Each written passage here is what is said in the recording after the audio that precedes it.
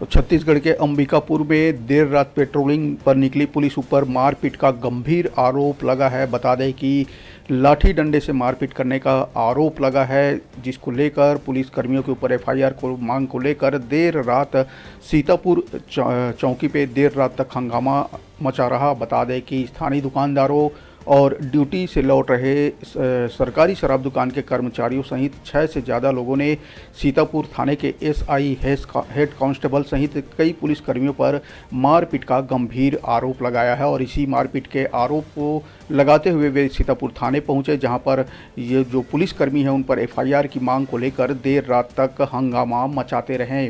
बता दें कि पूरा मामला सीतापुर के बाजार डांड चौक का है। तो छत्तीसगढ़ के अंबिकापुर में देर रात पेट्रोलिंग पर निकले पुलिसकर्मियों पर मारपीट का आरोप लगा है, लाठी डंडे से मारपीट करने का आरोप लगा है। बता दें कि पेट्रोलिंग पर निकली पुलिस जब लोगों ने शराब पीकर गुंडागर्दी और दुकान बंद कराने के नाम पर लाठी डंडे से मारपीट करने का आरोप लगा है, तो पुलिस ऊपर गंभीर आरोप लगाते हुए लोगों ने थाने का घेराव किया और पुलिसकर्मियों पर एफआईआर की मांग को लेकर देर रात तक हंगामा मचाया।